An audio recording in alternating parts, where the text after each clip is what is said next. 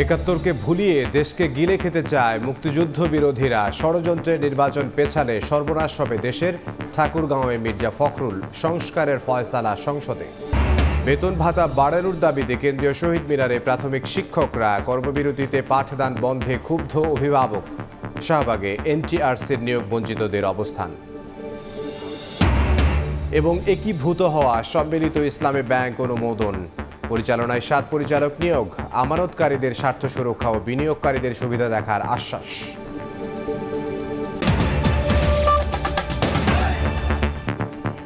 সময় সংবাদের সঙ্গে আছে আমি ইমদাদুল হক। একাত্তরকে ভুলিয়ে দেশকে গিলে খেতে চায় মুক্তিযুদ্ধ বিরোধীরা। তাদের ষড়যন্ত্রের নির্বাচন পেছালে সর্বনাশ হবে দেশের। ঠাকুরগাঁওয়ে নিজ নির্বাচনী এলাকায় কর্মসূচিতে বিএনপি মহাসচিব মির্জা ফখরুল ইসলাম আলমগীর আরও বলেন, জোর করে কিছু চাপিয়ে দিলে মানবে না জনগণ। সংস্কার নিয়ে ফয়সালা করবে আগামী সংসদ। দেশে বইছে নির্বাচনী হাওয়া। প্রার্থী ঘোষণার পর গণসংযোগে মাঠে ময়দানে ছুটছেন বিএনপির মনোনীতরা। ঠাকুরগাঁয়ে নিজ নির্বাচনী এলাকায় একের পর এক কর্মসূচিতে যোগ দিচ্ছেন দলটির মহাসচিব মির্জা ফখরুল ইসলাম আলমগীর। সোমবার সকালে মুক্তিযোদ্ধা কমপ্লেক্সে মুক্তিযোদ্ধা ও তাদের সন্তানদের সঙ্গে মতবিনিময় করেন বিএনপির মহাসচিব মির্জা ফখরুল। বলেন, নির্বাচন পিছিয়ে দেওয়ার ষড়যন্ত্র করে দেশকে আজ গিলে খাওয়ার চেষ্টা করছে একাত্তরের ষড়যন্ত্রকারীরা। আজকে একটা চেষ্টা করা হচ্ছে মুক্তিযুদ্ধটা ভুলাই দিবার জন্য সুপরিকল্পিত হবে একটি চক্র, একটি মহল, যারা 1971 সালে পাকিস্তান হানাদার বাহিনীর সঙ্গে যোগ সাজস করে এই দেশের মুক্তিযোদ্ধাদের হত্যা করেছিল, তাদের পরিবারদের হত্যা করেছিল, তাদের মেয়েদেরকে তুলে দিয়েছিল খান বাহিনীর হাতে। তাদের সঙ্গে এই দেশের মানুষ আপোষ করতে পারে? এরা আজকে দেশটাকে গিলে খাওয়ার চেষ্টা করছে। আজকে যে চক্রান্ত ষড়যন্ত্র চলছে, নির্বাচনকে বানচাল করে দেওয়ার, নির্বাচনকে পিছিয়ে দেওয়ার, সেই নির্বাচনকে পিছিয়ে দেওয়া মানে আমাদের সর্বনাশ হওয়া, এই দেশের সর্বনাশ হওয়া। কারণ এখন একটা নির্বাচিত সরকার খুব দরকার। পরে সদর উপজেলার বরদেশ্বরী হাটে নির্বাচনী মতবিনিময় সভায় ধানের শীষে ভোট চেয়ে বিএনপি মহাসচিব বলেন, কোন কোন বিষয়ে সংস্কার হবে তা ঠিক করবে আগামী সংসদ। জোর করে চাপিয়ে দিলে মানবে না জনগণ। যে বিষয়টা আমার দেশের লোক এখনো বুঝে না, যে বিষয়টার সঙ্গে পরিচিত না, সেই জিনিসটা চাপায় দেওয়ার জন্য চেষ্টা করছে। ভোটটা দেন না ভাই, কে কয়টা ভোট পান, তারপর দেখবো আপনারা কে কত বড় শক্তি জানতেন। ভোটে যদি জিতে যান 100 বার করবেন কি আর? জোর করে চাপাই দিয়ে জনগণের উপরে কোনো ব্যবস্থা আমরা মানব না। নির্বাচন হয়ে যাক, পার্লামেন্টে গিয়ে সেটা জনগণ সিদ্ধান্ত নেবে, এমপিরা সিদ্ধান্ত নেবে যে কোনটা করা যায়, কোনটা করা যায় না। এদিকে রাজধানীর গুলশানে চেয়ারপারসনের কার্যালয়ে এক অনুষ্ঠানে বিএনপির স্থায়ী কমিটির সদস্য আব্দুল মঈন খান বলেন, জুলাই আন্দোলনে ছাত্রদের অগ্রভাগে রাখা যায়, কিন্তু 10,000 কিলোমিটার দূর থেকে নেতৃত্ব দিয়ে সফলতা এনেছেন বিএনপির ভারপ্রাপ্ত চেয়ারম্যান তারেক রহমান। যতই বলুন আমরা বলি ছাত্র জনতার আন্দোলন, কিন্তু সেটা একদিনে হয়নি। ভারপ্রাপ্ত চেয়ারম্যান যিনি এই আন্দোলনটি পুরোপুরি তিনি আমাদের নেতৃত্ব দিয়েছিলেন সুদূর প্রায় 10,000 কিলোমিটার দূর থেকে। মঈন খান আরো বলেন, বিএনপি সহ অনেক রাজনৈতিক দলের দীর্ঘদিনের আন্দোলনের ফসল জুলাই অভ্যুত্থান। শফিকুজ্জামান রুবেল, সময় সংবাদ, ঢাকা। জাতিকে সুষ্ঠু ও গ্রহণযোগ্য নির্বাচন উপহার দিতে জিহাদ ঘোষণা করেছেন ইসি আনোয়ারুল ইসলাম সরকার। সকালে কুমিল্লায় নির্বাচন প্রক্রিয়ায় ভোট গ্রহণকারী কর্মকর্তাদের কর্মশালায় তিনি আরও বলেন, অতীতের কলঙ্ক মুছতে ভালো ভোটের বিকল্প নেই। সরকার চাচ্ছে একটি ভালো নির্বাচন। নির্বাচন কমিশন জিহাদ ঘোষণা করেছে একটি ভালো নির্বাচনের জন্য। 18 কোটি মানুষের প্রত্যাশা একটি ভালো নির্বাচনের জন্য। তাহলে আমরা যারা নির্বাচনের কাজে নিয়োজিত থাকি, আমাদের তো কোনো ভয় থাকার কারণ নেই। 13 নভেম্বর শেখ হাসিনা আসাদুজ্জামান খান কামালের রায়ের দিন ঘিরে নিরাপত্তার স্বার্থে সুপ্রিম কোর্ট ও ট্রাইব্যুনাল এলাকায় বহিরাগত প্রবেশে নিষেধাজ্ঞা দিয়েছে সুপ্রিম কোর্ট প্রশাসন। সোমবার সুপ্রিম কোর্টের ডেপুটি রেজিস্ট্রার স্বাক্ষরিত এক প্রেস বিজ্ঞপ্তিতে এই নিষেধাজ্ঞা দেয়া হয়। এতে বলা হয়, সুপ্রিম কোর্টের মালিকানাধীন জাতীয় ঈদগাহ মাঠ ও প্রধান বিচারপতির সুপ্রিম কোর্টে প্রবেশের জন্য ব্যবহৃত মূল ফটক সংলগ্ন ফোয়ারা এলাকায় বহিরাগত ও অপরিচিত লোকজনের আনাগোনা বেড়েছে, যা সুপ্রিম কোর্ট ও আন্তর্জাতিক অপরাধ ট্রাইব্যুনালের নিরাপত্তার জন্য হুমকি। ফলে এসব এলাকার সার্বিক নিরাপত্তা নিশ্চিতে জাতীয় ঈদগাহ মাঠে বহিরাগতদের প্রবেশ নিষিদ্ধ করা হয়েছে। জুলাই সনদ বাস্তবায়ন ও গণভোট সহ 5 দফা বাস্তবায়নে বৈঠক শেষে পুরানা পল্টনে কথা বলছেন ইসলামী দলগুলোর নেতারা। সরাসরি যাচ্ছে সেখানে। কমিশনের নিরাপত্তা, সকল দলের সমান সুযোগ দেয়া নির্বাচন, যাতে সুষ্ঠু নির্বাচন হয়, পছন্দের প্রার্থীকে জনগণ ভোট দিতে পারে, তাদের ভোটাধিকার প্রয়োগ করে। আমাদের 4র্থ নম্বর দাবি হচ্ছে যে গণহত্যা ঘটে গেল জুলাই আগস্ট বিপ্লবে, সকল ধরনের গণহত্যা বিচার দৃশ্যমান করা। 5ম দাবি হচ্ছে আমাদের বিগত রিজিম যেটা ছিল 15 বছর ফ্যাসিস্ট সরকারের, যারা দোসর জাতীয় পার্টি সহ 14 দল, তাদের কার্যক্রম স্থগিত করা, যাতে করে দেশে স্থিতিশীলতা বজায় থাকে এবং যারা এই স্বৈরাচারকে এতদিন পর্যন্ত ক্ষমতায় টিকে রাখার ক্ষেত্রে সাহায্য করেছে, আমরা মনে করেছি রাজনৈতিক দলসমূহ যারা ফ্যাসিবাদ বিরোধী গণতান্ত্রিক শক্তি, দেশপ্রেমিক শক্তি, সকলে মিলে তাদের আসলে বর্তমানে এই সময়ে রাজনৈতিক কার্যক্রম পরিচালনার কোনো রাইট নাই। তো সেই দাবিগুলোর সাথে আবার দলগুলোর মধ্যে 2-1টা দাবি ভিন্নতা আছে। ভিন্নতা মানে আরো 2-1টা দাবি বেশি আছে। মৌলিকভাবে 5টিতে আন্দোলন আমরা করে আসছি। কর্মসূচি 4র্থ পর্বে শেষ হয়ে 5ম পর্ব চলমান। বিগত 3 তারিখে শীর্ষ নেতৃবৃন্দের একটা বৈঠক হয়েছে 8 দলের। সেখান থেকে 2টি কর্মসূচি আসে। একটা হলো 6 তারিখ প্রধান উপদেষ্টার কাছে স্মারকলিপি প্রদান, এটা আমরা সাকসেসফুলি বাস্তবায়ন করেছি, আপনাদের সহযোগিতা আমরা পেয়েছি, এই জন্য আমরা সাংবাদিক বন্ধুদেরকে ধন্যবাদ জানাচ্ছি। আর একই দিনেই আর একটা কর্মসূচি ঘোষণা হয়েছিল, সেটা হচ্ছে 11 নভেম্বর পল্টন মোড়েই একটা বিশাল সমাবেশের আয়োজন আমরা ঘোষণা করেছি। সেদিন আয়োজন নিয়েই আজকে মূলত সাংবাদিক সম্মেলন আমরা মিলিত হয়েছি। আপনারা লক্ষ্য করেছেন একটু আগে আমাদের 8 দলের লিয়াজু কমিটির মিটিং হয়েছে। দলগুলোর পরিচয়, নেতৃবৃন্দের পরিচয় ইতিমধ্যেই আমাদের আশরাফ আলী আকন ভাই পেশ করেছেন। তো প্রস্তুতির সংক্রান্ত টোটাল সমাবেশ নিয়ে আমরা আজকে আপনাদের সামনে যে বক্তব্যটা তুলে ধরতে চাই। 3টি ধার্য তারিখে সাক্ষী হাজির করতে ব্যর্থ হওয়ার পর সোমবার জুলাই অভ্যুত্থানের প্রথম শহীদ আবু সাঈদ হত্যা মামলায় 10ম দিনের সাক্ষ্য গ্রহণ হয়েছে।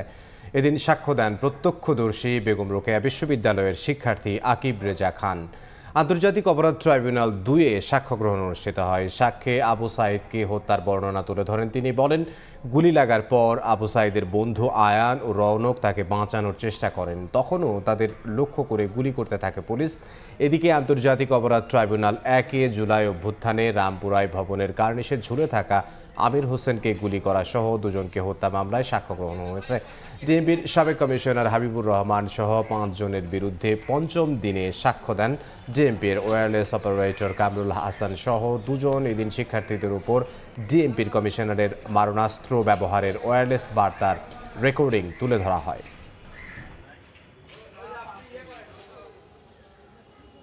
আবু সাঈদের মামলায় আমরা 2 জনের সাক্ষীর হাজিরা দিয়েছি। 12তম সাক্ষী হিসেবে রেজা সাক্ষী দিয়েছেন। বিশ্ববিদ্যালয় ছাত্র ছিলেন ওই সময়। আকিব রেজা খান, আমির হোসেন এবং সুজন চন্দ্র রায় 2 জনের পক্ষে তার জেরা করা হয়েছে। উনি এই ঘটনার জন্য বিশ্ববিদ্যালয়ের প্রশাসনকে দায়ী করেছেন, পুলিশ কর্মকর্তাদের নাম বলেছেন। বিশ্ববিদ্যালয়ের প্রশাসনের নিষ্ক্রিয়তা, নীরবতা এবং গাফিলতির কারণেই এই হত্যাকাণ্ড সংঘটিত হয়েছে। শেখ হাসিনার বিরুদ্ধে প্লট জালিয়াতি মামলার বাদীকে জেরা শেষ করেছেন আসামি পক্ষের আইনজীবী। একই সঙ্গে সজীব ওয়াজেদ জয়ের প্লট জালিয়াতি মামলার তদন্ত কর্মকর্তার জেরাও সম্পন্ন হয়েছে। 17 নভেম্বর আত্মপক্ষ সমর্থনের দিন ধার্য করেছেন ঢাকার 5ম বিশেষ জজ আদালত। ক্ষমতার অপব্যবহার করে পূর্বাঞ্চল নতুন শহর প্রকল্পে 20 কাঠা প্লট বরাদ্দ নেয়ার অভিযোগে 2টি মামলা করে দুদক। এসব মামলায় শেখ হাসিনা ও তার ছেলে সহ 29 জনকে আসামি করা হয়। এ পর্যন্ত গ্রেফতার হয়েছেন রাজুকের সাবেক কর্মকর্তা খুরশিদ আলম।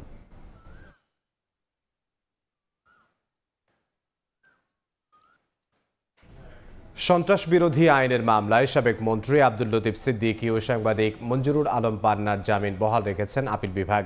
হাইকোর্টের দেয়া জামিনের আদেশ স্থগিত চেয়ে রাষ্ট্রপক্ষের আলাদা আবেদন খারিজ করে এই আদেশ দেন বিচারপতি জুবায়ের রহমান চৌধুরীর নেতৃত্বাধীন 3 বিচারপতির আপিল বেঞ্চ। গত 6 নভেম্বর লতিফ সিদ্দিকী ও মঞ্জুরুল আলম পান্নার অন্তর্বর্তী জামিন দেন হাইকোর্ট।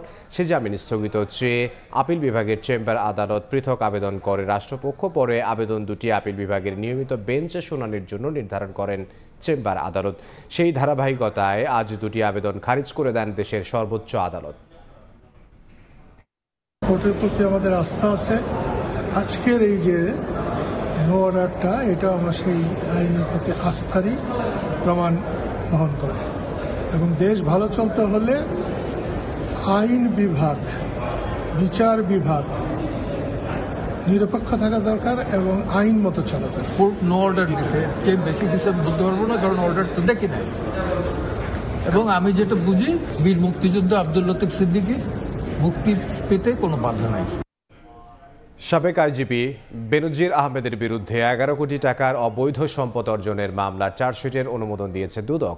যুক্তরাষ্ট্র, কানাডা সহ বিভিন্ন দেশে তার সম্পদের তথ্য পেতে ইতোমধ্যে পাঠানো হয়েছে চিঠি। সংস্থাটি জানিয়েছে, বেনজির পরিবারের বিরুদ্ধে মানি লন্ডারিং সহ কয়েকটি মামলা তদন্তাধীন। পর্যায়ক্রমে আইনি ব্যবস্থাও নেওয়া হবে। ফ্ল্যাট, জমি, বিলাসবহুল রিসোর্ট সবকিছুর মালিকানায় সাবেক আইজিপি বেনজির আহমেদের নাম। ক্ষমতার অপব্যবহার করে অঢেল সম্পদ গড়ে তোলার অভিযোগে তার বিরুদ্ধে তদন্তে নামে দুদক।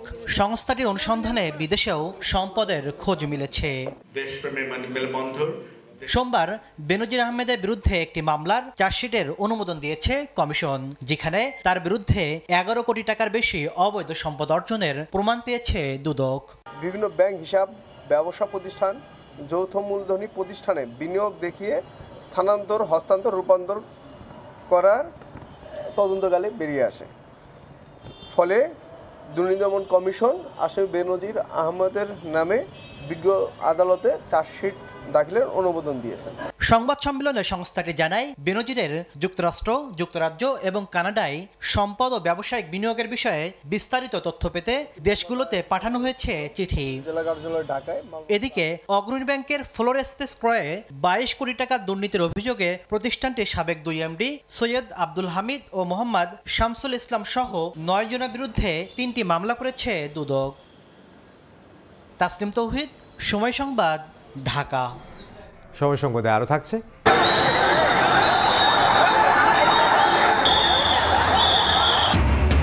সাভারে চীনা মালিকানাধীন 4টি পোশাক কারখানা বন্ধ ঘোষণা। বকেয়া বেতনের দাবিতে শ্রমিকদের সড়ক অবরোধ, জল কামান দিয়ে পরিস্থিতি নিয়ন্ত্রণে।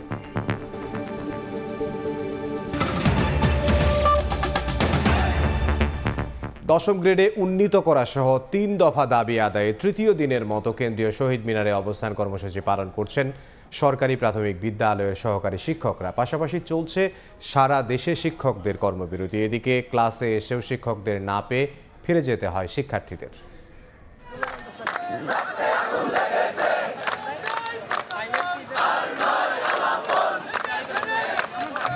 সরকারি প্রাথমিকের সহকারী শিক্ষকদের স্লোগানে মুখরিত কেন্দ্রীয় শহীদ মিনার প্রাঙ্গণ।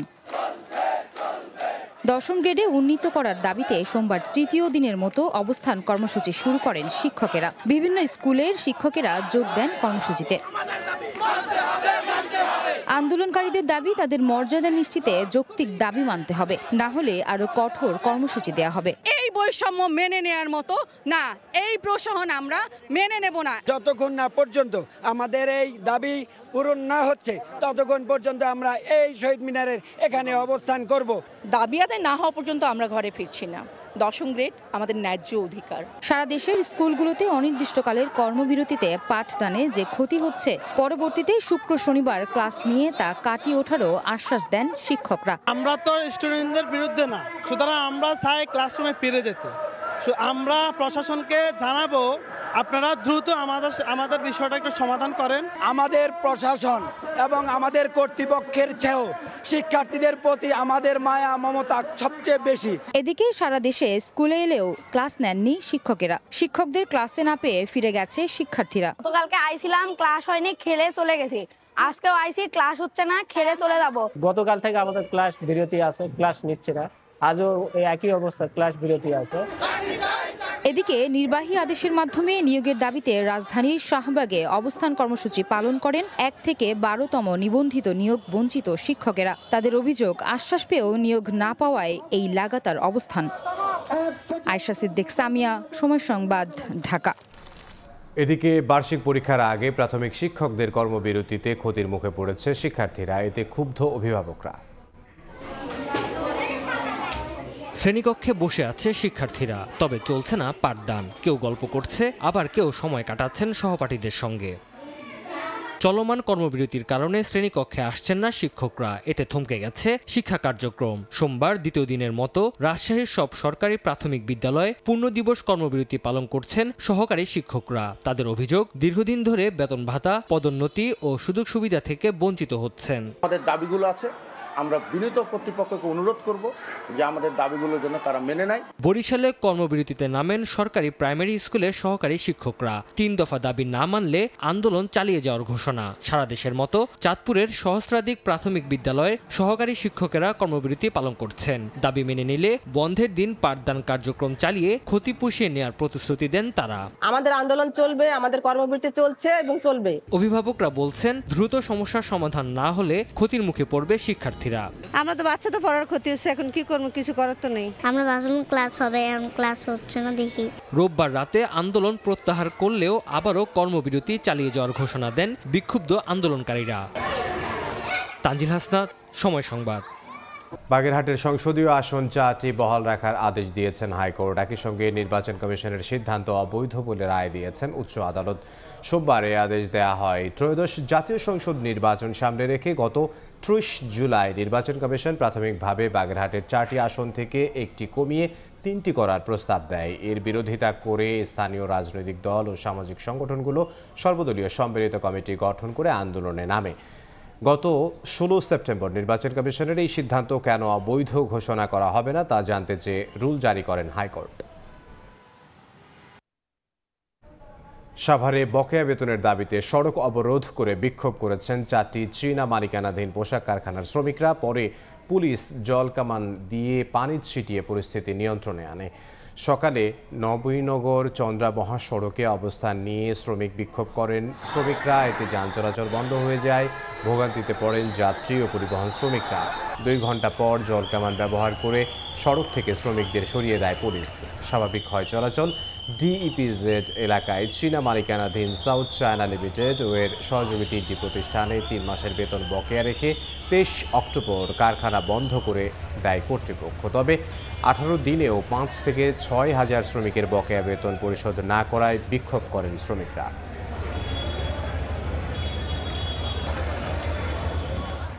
ব্যবসা কর্তৃপক্ষ বলছে স্যালারি দিবে 26 তারিখে। তোমরা কোনো আন্দোলন করো না, তোমাদের স্যালারি দেওয়া হবে 26 তারিখে। 23 তারিখ রাত 12টা বাজে আমাদের ফোনে মেসেজ পাঠাইছে ফ্যাক্টরি অনির্দিষ্টকালের জন্য বন্ধ। 7 তারিখে দেওয়ার কথা দেয় নাই, 12 তারিখে বেতন দেওয়ার কথা দেয় নাই, 26 তারিখে দেওয়ার কথা দেয় নাই, 3 তারিখে ডাকছে তাও দেয় নাই। পরে কালকে 9 তারিখে ডাকছে, মিটিং করছে, কোনো কিছু আমাদের ফাইসলা দেয় নাই। গেছে 2 বছর ধরে আমাদের এক বেতন 4 ভাগে দিচ্ছে। তারপরও মনে করেন আমরা হয়রানি হয়ে যাওয়াই আমরা মাইনে নিয়ে কাজ করছি, কিন্তু এখন আমাদের মনে করেন 4 মাসের রানিং 4 মাসের বেতন বাকি। আমরা খালি আসছি বেতনের জন্য, আমরা কোনো রাজনৈতিক কোনো মস্তানি করতে আসি না, সন্ত্রাসী করতে আসি না। হযরত শাহজালাল আন্তর্জাতিক বিমানবন্দরে অগ্নিকাণ্ডের ফাঁকেই ঘটেছে অস্ত্র চুরির মতো চাঞ্চল্যকর ঘটনা। ভল্ট ভেঙে অস্ত্র গায়েব করা হলেও বিমানবন্দর কর্তৃপক্ষ এয়ারপোর্ট থানায় শুধু সাধারণ ডায়েরি করেই দায় সেরেছে। উল্টো অস্ত্র লুটের ঘটনায় তথ্য আড়াল করে বিমান বাংলাদেশ এয়ারলাইন্স, কাস্টমস আর বেবিচক মেতে আছে চোর পুলিশ খেলায়। বিমানবন্দরের মতো সুরক্ষিত এলাকায় বিশেষ নিরাপত্তা কক্ষ সিলগালা করা হলেও কিভাবে অস্ত্র গায়েব হলো সেই উত্তর খোঁজার চেষ্টা করেছেন রায়দুল ইসলাম শুভ। ক্যামেরায় ছিলেন রতন মজুমদার। ওইখানে মূল্যবান গুডস যা ছিল সেগুলো না নিয়ে আর্মসগুলো নিয়ে নেওয়া হয়েছে। তো এটা সম্পূর্ণ পরিকল্পিত না হলে কেন হবে? তারা স্বীকার করছে যে মাল চুরি হয়েছে। এখানে আগুন লাগে নেই 100%। আমি আগে আমরা এটা জানি না, বলতে পারবো না যে ওখানে কি ছিল। গত 18 অক্টোবর শাহজালাল আন্তর্জাতিক বিমানবন্দরের কার্গো ভিলেজের কুরিয়ার সেকশনে অগ্নিকাণ্ডের ঘটনা ঘটে। সেই ঘটনার 10 দিনের মাথায় বিমানবন্দর থানায় জিডি করে বিমান বাংলাদেশ এয়ারলাইন্স, যেখানে উল্লেখ করা হয় 1 নম্বর ওয়্যার হাউসের স্ট্রং ভল্টের তালা ভাঙা হয়েছে। এর আগে 24 অক্টোবর বিভিন্ন সংস্থার উপস্থিতিতে ভল্টটি সিলগালা করা হয়। 28 অক্টোবর সকালে সেই ভল্ট পাওয়া যায় শিকল ও তালাবিহীন অবস্থায়। জিডি দায়েরের একদিন পর আবারও নিরাপত্তার কারণ দেখিয়ে ভল্টে থাকা অস্ত্র বিমানবন্দর থানায় হস্তান্তর করে বিমান কর্তৃপক্ষ। তালা ভাঙার ঘটনায় বিমান কর্তৃপক্ষ এখন পর্যন্ত শুধু থানায় সাধারণ ডায়েরি করেছে। তাহলে প্রশ্ন হচ্ছে, ভেতরে থাকা মালামাল কি কোনো কিছুই খোয়া যায়নি? তাহলে এখন পর্যন্ত মামলা হলো না কেন? আমাদের অনুসন্ধান বলছে ভিন্ন কথা। বিমান কর্তৃপক্ষ জিডিতে মালামাল নিখোঁজের বিষয় উল্লেখ করেনি। অনুসন্ধান বলছে 2020 থেকে 2023 সালে কার্গো সেকশনে আসা কয়েকটি এয়ারওয়ে বিল ঘেটে দেখা যায় সে সময় বিদেশ থেকে বেশ কিছু অস্ত্র আমদানি করে একটি প্রতিষ্ঠান, যেখানে ছিল একটি শটগান, কয়েকটি পিস্তল, রাইফেল এবং বুলেট। সেই প্রতিষ্ঠানের মালিকের অভিযোগের প্রেক্ষিতেই সামনে আসে অস্ত্র হারানোর বিষয়টি। তাদের সাথে প্রতিদিনই কথা বলতেছি, প্রতিদিনই কথা হচ্ছে। তারা শুধু 50টা পিস্তলের ব্যাপারে বিমান কনফার্ম করছে, আর বাকি মালগুলো তারা পায়নি এবং তারা স্বীকার করছে যে মাল চুরি হয়েছে। যারা নিছে তারা কাস্টমসের লোকও জড়িত, বিমানের লোকও জড়িত। একই রকম ভোগান্তিতে পড়েছেন আরও একটি অস্ত্র আমদানিকারক প্রতিষ্ঠান। ইমরান আর্মস বাইতুল মোকাররমের দোতলায়, এই উত্তর সাইডে, ওইখানে আগুন লাগেনি 100%। আমি আগে আমরা আবারও ফিরতে চাই সেই সুরক্ষিত ভল্টে। 24 অক্টোবর যে ভল্ট সিলগালা করা হয় তার একদিন পরেই 25 অক্টোবর বিমান কর্তৃপক্ষ মন্ত্রণালয়কে চিঠি দিয়ে ভল্টের মালামাল অন্যত্র স্থানান্তর বা কাস্টমস কর্তৃপক্ষের নিকট হস্তান্তরের অনুরোধ করে। অবাক হলেও সত্য যে এই চিঠির পরও ভল্ট ভেঙে লুট হয়েছে অস্ত্র। কিন্তু কেন এমন ঘটনা ঘটলো তার কোনো সদুত্তর নেই বিমান কর্তৃপক্ষের কাছে। আমরা এটা জানি না, বলতে পারবো না যে ওখানে কি ছিল, কারণ ওটা তো একটা কনফিডেন্সিয়াল জায়গা এবং কি চুরি হয়েছে এগুলো তদন্ত কমিটির রিপোর্টে বের হয়ে আসবে। বিমান বাংলাদেশ এয়ারলাইন্স চিঠিতে উল্লেখ করা ঘটনাগুলোর একটি সময়ক্রম দেওয়া হয়েছে, যা সংস্থাগুলোর মধ্যকার দায়িত্বের বিভাজন এবং কার্যকারী সমন্বয়ের অভাবকে তুলে ধরে। বিমানবন্দরে অগ্নিকাণ্ডের পর এর দায় চাপাতে দেখা যায় সংশ্লিষ্ট সংস্থাগুলোকে। আর এই দায় চাপানোর খেলায় ঘটে যায় বিমানবন্দরে সুরক্ষিত ভল্ট থেকে অস্ত্র চুরির মতো নজিরবিহীন ঘটনা। এত বড় দুটি ঘটনার পরও সমন্বয় না করে উল্টো চলছে দায় চাপানোর প্রতিযোগিতা। রাইদুল ইসলাম শুভ, সময় সংবাদ, ঢাকা। দেশের ক্ষতি হয় এমন কোনো সিদ্ধান্ত সরকার নেবে না জানিয়ে নৌ উপদেষ্টা সাখাওয়াত হোসেন বলেছেন, চট্টগ্রাম বন্দর আন্তর্জাতিক মানের করতে বিদেশি ব্যবস্থাপনা প্রয়োজন। বন্দরের লালদিয়া কন্টেইনার ইয়ার্ড ও বে টার্মিনাল এলাকায় পরিবহন টার্মিনাল সহ 3টি স্থাপনা উদ্বোধন শেষে কথা বলেন উপদেষ্টা। এছাড়া বন্দরের ট্যারিফ বাড়ানোর আগে স্টেক হোল্ডারদের সঙ্গে আলোচনা হয়েছে বলেও জানিয়েছেন তিনি। দেশের আমদানি রফতানি বাণিজ্যের 92% সম্পন্ন করা চট্টগ্রাম বন্দরে প্রতিদিনই বাড়ছে জাহাজ আসার সংখ্যা। সেই সঙ্গে বাড়ছে container handling.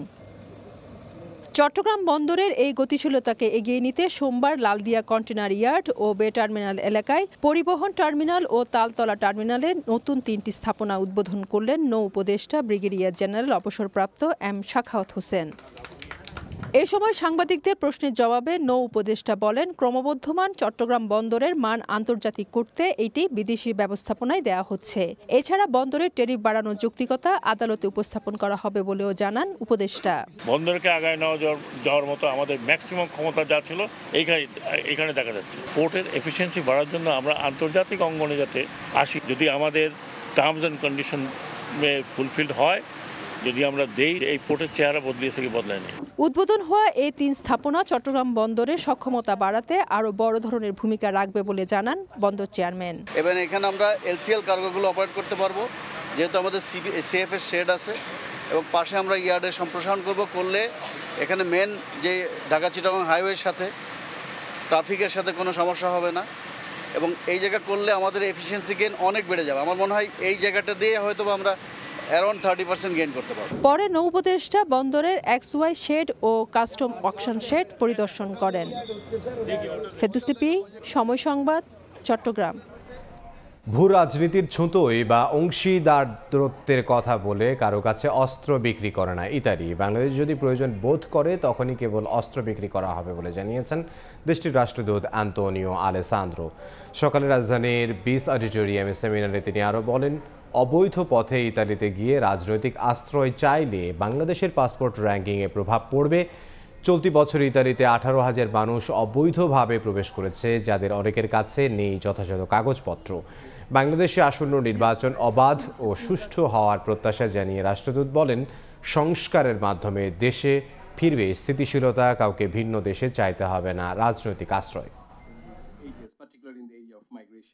We also are committed to stop this, and we also rely on the messages. At the end of the day, you will never really break this criminal network making money, making a lot of money. We will break them only if the public. সময় সংবাদে আরও থাকছে। সিলেটে কাল শুরু Bangladesh Ireland প্রথম test. শান্তর নেতৃত্বে সাদা পোশাকের লড়াইয়ে ফিরছে টাইগার্স।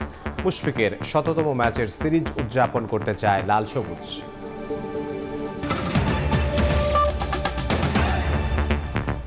পাঁচটি ইসলামী ব্যাংক মার্জারে সম্মিলিত ইসলামী ব্যাংক অনুমোদন দিয়েছে সরকার। ব্যাংকটি পরিচালনায় আর্থিক প্রতিষ্ঠান বিভাগের সচিব নাজমা মোবারককে চেয়ারম্যান করে 7 জন পরিচালক নিয়োগ দেওয়া হয়েছে। এদিকে আমানতকারীদের স্বার্থ সুরক্ষা সহ বিনিয়োগকারীদের স্বার্থ দেখা হবে, তবে তা যৌক্তিক ও বাজার ভিত্তিক হবে বলে জানান বাংলাদেশ ব্যাংকের মুখপাত্র।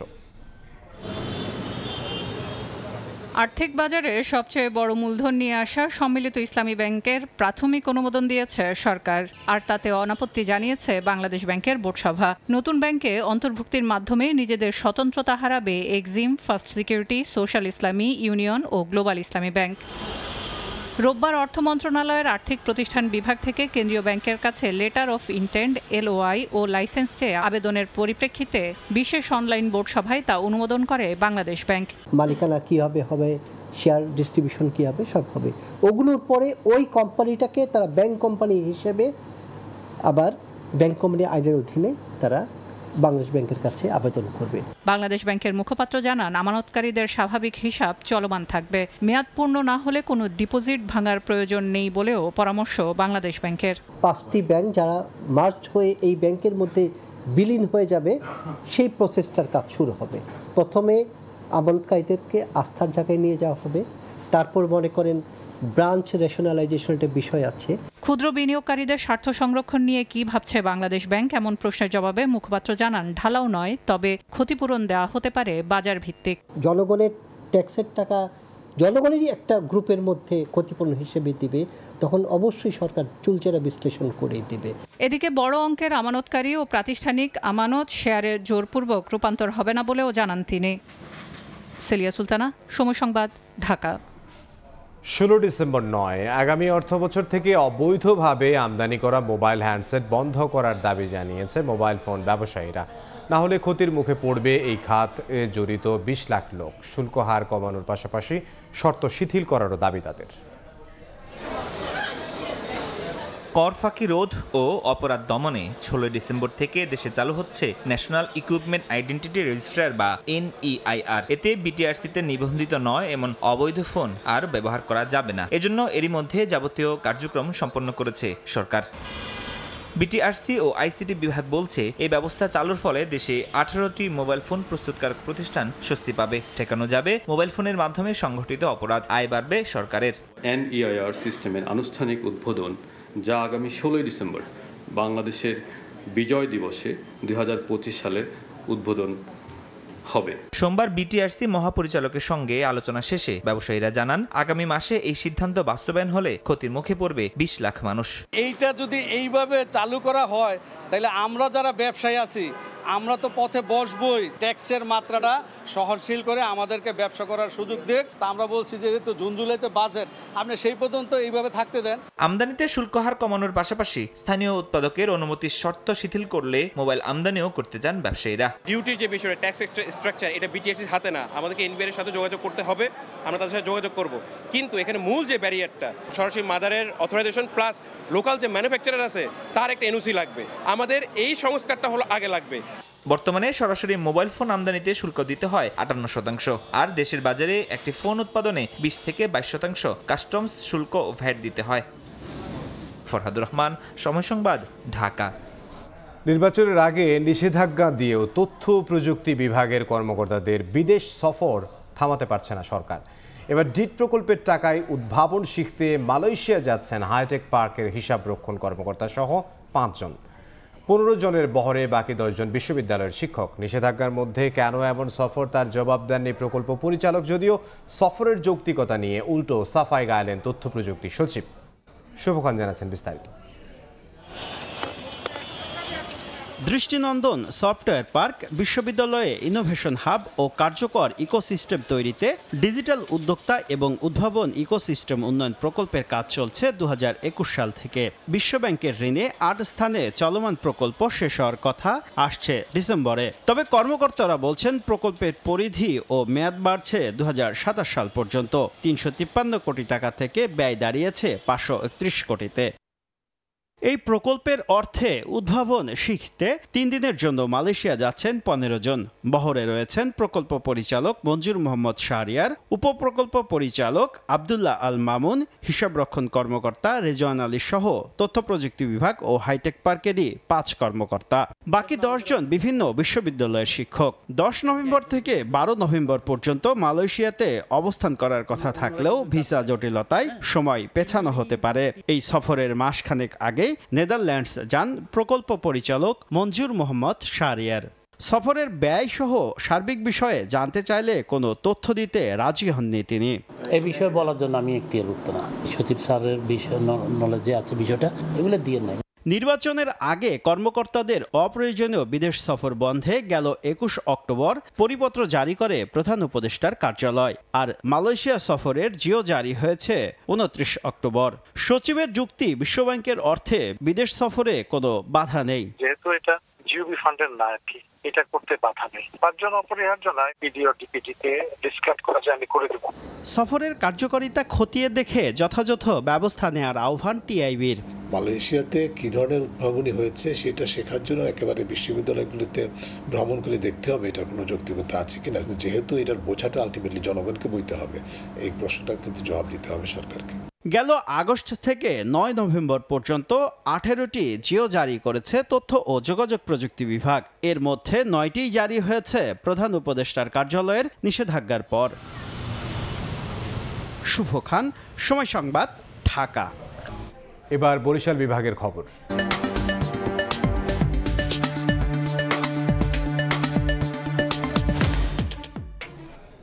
গত ১ বছরে বরিশালে অর্ধশত কিশোর গ্যাং সক্রিয় হয়ে উঠেছে। প্রকাশ্যে অস্ত্র মহড়া, ছিনতাই, সংঘর্ষ সবই ক্যামেরাবন্দি করে ছড়িয়ে দেয় ফেসবুক ও টিকটকে। আধিপত্য বিস্তারে বাড়ছে হতাহত। এ নিয়ে আলোচনার জন্য বরিশালের আছেন সহকর্মী অপূর্ব অপু। তার সঙ্গে যুক্ত হবেন বরিশাল মেট্রোপলিটন পুলিশের কমিশনার মোহাম্মদ শফিকুল ইসলাম। চলে যাচ্ছে আলোচনায়। প্রায়ই ঘটছে নানান ধরনের অপরাধমূলক ঘটনা এবং অনেকেই একে আধিপত্য বিস্তারকে কেন্দ্র করে কোপাকুপি, হতাহতের ঘটনা ঘটছে। বরিশাল বিভাগ জুড়েই এই একটি উদ্বেগের মতন ঘটনা ঘটছে। আমরা এই বিষয়ে আজকে বিস্তারিত কথা জানাবো আপনাদেরও। আমাদের সাথে যুক্ত হয়েছেন বরিশাল নগর পুলিশের প্রধান মোহাম্মদ শফিকুল ইসলাম। ধন্যবাদ আমাদেরকে সময় দেওয়ার জন্য। জানতেই চাচ্ছি, সাম্প্রতিক সময়ে যে কিশোর গ্যাং আবারও মাথাচাড়া দিয়ে ওঠার চেষ্টা চালাচ্ছে, আপনাদের পক্ষ থেকে আসলে কি ব্যবস্থা নিচ্ছেন, কি বা বার্তা দেবেন তাদের? আমাদের পক্ষ থেকে যখনই আমরা এটা নিউজ পাচ্ছি তখনই আমরা সঙ্গে সঙ্গে সেখানে উপস্থিত হচ্ছে আমাদের পুলিশ এবং ব্যবস্থা নিচ্ছে। তো অ্যাকচুয়ালি এই যে কিশোর গ্যাং যে বলছেন এটা যে বিস্তার লাভ করছে, এর প্রধান কারণ একটা সোশ্যাল মিডিয়া, টিকটক। এই টিকটকে এরা নিজেদেরকে জাহির করার জন্য দেশীয় অস্ত্র শো করছে, করে তারা টিকটক যে ভিডিওগুলো নিয়ে তারপর তারা এই সোশ্যাল মিডিয়ায় তারা টিকটকে আপলোড করে এবং এখান থেকে এখন আবার টিকটক তাদের কিছু টাকাও দেয়। এই টাকাগুলো নিয়ে এরা কাঁচা টাকা, এরা হলো কি অনেক সময় নেশাগ্রস্ত হয়ে যাচ্ছে, নেশার দিকে ঝুঁকছে। তো এইটা আমরা অবশ্যই চেষ্টা করছি যে ঠিক করার জন্য। যে কিছুদিন আগে দেখলাম আমাদের সদর রোডে এরকম একটা ঘটনা দেখলাম এবং সেটা নিয়ে ছোটোখাটো একটা মারামারি মতো তাদের মধ্যে হয়েছে। তো আমরা সেই বিষয়ে অবশ্যই ব্যবস্থা নিচ্ছি এবং ইনশাল্লাহ এটা ব্যবস্থার জন্য এখন আবার একটু কয়েকদিন হলো আমরা কমছে। তো আমরা ইনশাল্লাহ যে ব্যবস্থা যতটুকু লাগে আমাদের, আমরা এটাকে বরিশাল নগরীকে সুন্দর রাখার জন্য, অপরাধ মুক্ত রাখার জন্য আমরা করব। একদম।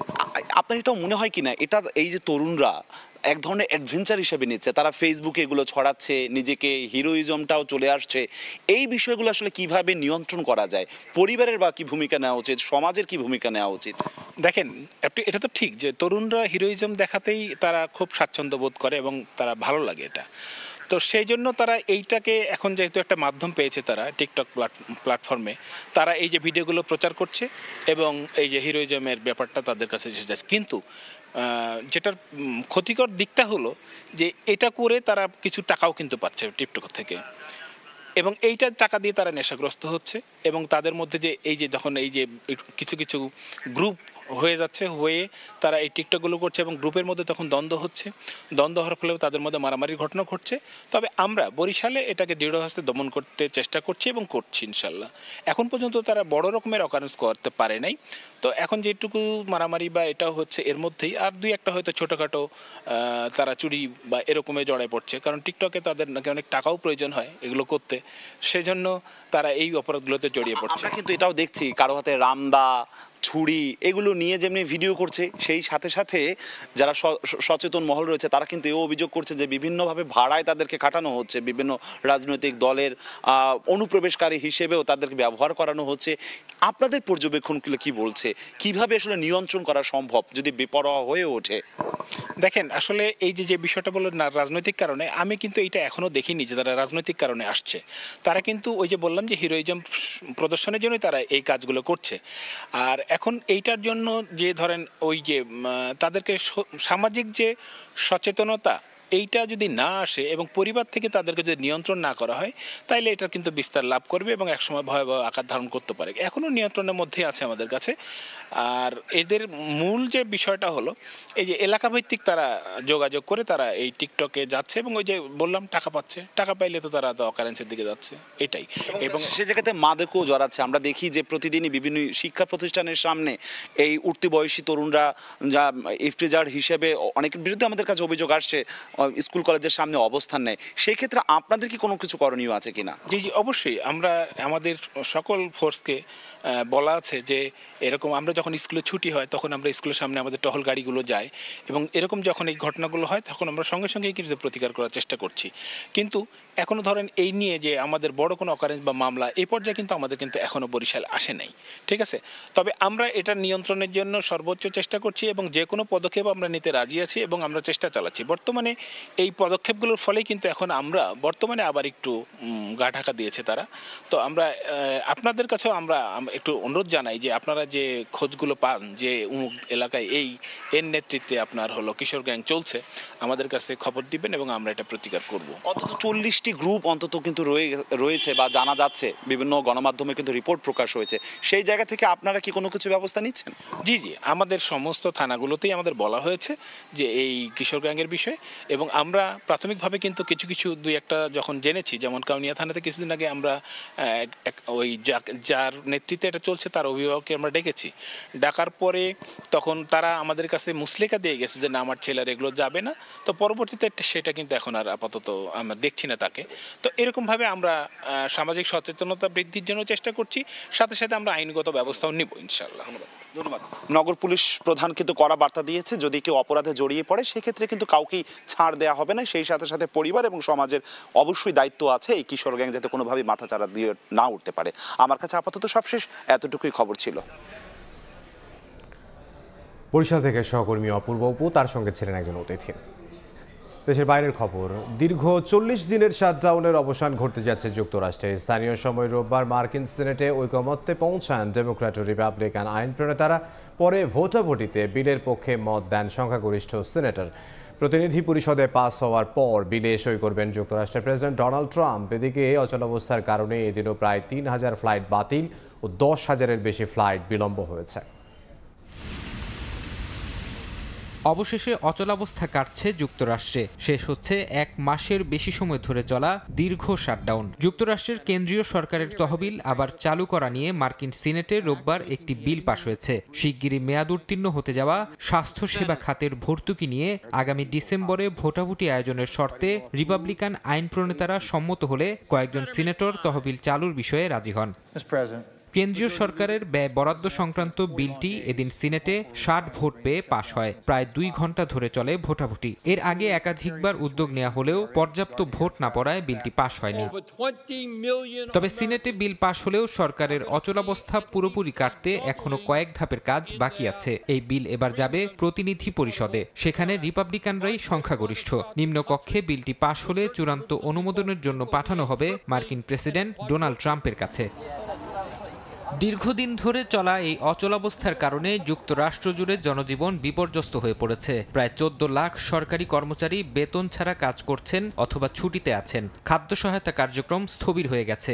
মারাত্মক বিঘ্ন দেখা দিয়েছে বিমান চলাচলে। অচলাবস্থার কারণে এদিনও প্রায় 3000 ফ্লাইট বাতিল ও 10,000-এর বেশি বিলম্ব হয়েছে। ফরহাদ চৌধুরী, সময় সংবাদ।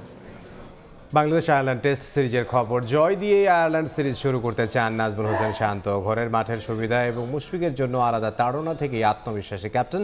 ওয়ানডে টি20-তে মিডল অর্ডারের সুবিধা করতে না পারলেও টেস্ট পারফরমেন্স নিয়ে ভাবনা নেই শান্তর। এদিকে লাক্কাতুরার উইকেট দেখে অবাক আইরিশরা। সবুজ পিচে টাইগার বধের স্বপ্ন আঁকছেন তারাও। কাল ম্যাচ শুরু সকাল 9:30টায়। সিলেট থেকে নিয়ন মোহামেডের ম্যাচ প্রিভিউ ক্যামেরায় ছিলেন নওশাদ আহমেদ। সিলেটে শেষ দিনের অনুশীলনে একটু নির্ভর টিম টাইগার। টানা 2 দিন কঠোর পরিশ্রমের পর শেষ বেলায় শিষ্যদের একটু ছুটির আমেজেই রাখলেন ফিল সিমন্স। এই সিরিজেই যে 100তম টেস্ট খেলবেন মুশফিকুর রহিম, তাই তাকে ঘিরেই যেন আবর্তিত হচ্ছে এবার বাংলাদেশ টিম। আগের দিন অনুশীলন না করলেও এদিন 2 নেট বদলে নিজেকে ঝালিয়ে নিলেন মিস্টার ডিপেন্ডেবল। যেন নতুনদের বুঝিয়ে দিলেন 99-এ এসেও শুরুর দিনের মতোই উচ্ছল মুশি। খুবই এক্সাইটেড। আমার মনে হয় যে কালকে ইনশাল্লাহ 99তম হবে। উনি ড্রেসিং রুমে থাকা অলওয়েজ আমাদের জন্য ভালো লাগার বিষয়। কারণ হলো টেস্ট ক্রিকেটটা অবশ্যই আমরা সবসময় এক্সপিরিয়েন্সকে প্রায়োরিটি দিই, এনজয় করতে চাই, সবাই মিলে একসাথে পুরো দিনটা এনজয় করবো। স্পেশালি 100তমটা যদি উনি সুস্থভাবে খেলতে পারে। ব্যাটিং বোলিংয়ে নিজেদের ঝালিয়ে নিয়েছেন বাকিরাও, ব্যতিক্রম শুধু পেসাররা। লাক্কাতুরার গ্রিন টপে দাঁড়িয়ে লোভাতুর দৃষ্টিতে দেখে গেছেন উইকেটখানা। শান্ত তো আরো কয়েক কাঠি সরেশ। মজা করেই জানালেন ম্যাচের 20 মিনিট আগেই নাকি জানিয়ে দেবেন স্কোয়াড। Different format. মিডল অর্ডারে আপনি যদি দেখেন লাস্ট সিরিজে মুশি ভাইয়ের একটা বড় ইনিংস ছিল, লিটনের একটা ভালো ইনিংস ছিল, মিরাজ অলওয়েজ কনসিস্টেন্ট। আর কম্বিনেশনটা কালকে ইনশাআল্লাহ আপনি 9টা-5 অথবা 9টা-10-এর মধ্যে পেয়ে যাবেন। টেস্টে প্রতিপক্ষ আয়ারল্যান্ড কিছুটা অচেনা বাংলাদেশের জন্য, এটাই ভাবাচ্ছে শান্তকে। ভালো দল আমার কাছে মনে হয় যে যদিও কম খেলা হয়, আপনি যেটা বললেন, এই জন্য কিন্তু অ্যাডজাস্ট করাটাও একটু কঠিন ব্যাপার। তো আমরা প্লেয়াররা যত তাড়াতাড়ি সম্ভব ওই অ্যাডজাস্টমেন্টে চলে যাব ইনশাল্লাহ। শেষ দিনে অনুশীলন করেনি আয়ারল্যান্ড, তবে উইকেট দেখতে মাঠে এসেছিলেন ক্যাপ্টেন এবং কোচিং প্যানেলের সদস্যরা। উইকেটে সবুজ আভা দেখে বেশ অবাক তারা। এখানকার উইকেট খুব ভালো। স্টার্লিং এর এখানে খেলার অভিজ্ঞতা আছে, সে আমাদের তার অভিজ্ঞতা শেয়ার করেছে। আমরা আশাবাদী অনেক রান হবে, তবে বাংলাদেশে আসলে স্পিনার সামলাতে হবে, এটা স্বাভাবিক বিষয়। সেজন্য আমাদের পরিকল্পনা আছে। 2023 সালে একবারই টেস্ট খেলেছিল বাংলাদেশ এবং আয়ারল্যান্ড। সেই ম্যাচে অবশ্য 7 উইকেটের জয় আছে টাইগারদের। নিয়ন মোহাইমেন, সময় সংবাদ, সিলেট। সময় সংবাদের শীর্ষ সংবাদগুলো জানিয়ে দিচ্ছে আরও একবার। ৭১কে ভুলিয়ে দেশকে গিলে খেতে চায় মুক্তিযুদ্ধ বিরোধীরা। ষড়যন্ত্রে নির্বাচন পেছালে সর্বনাশ হবে দেশের। ঠাকুরগাঁওয়ে মির্জা ফখরুল, সংস্কারের ফয়সালা সংসদে। এই ছিল বিকেল 5টার সময় সংবাদে। বাংলার সময়ের সঙ্গে থাকবেন সহকর্মী ওমর ইনান। ধন্যবাদ ইমদাদ। বাংলার সময় নিয়ে আসছি কিছুক্ষণ পর, সঙ্গে থাকুন সময়ের।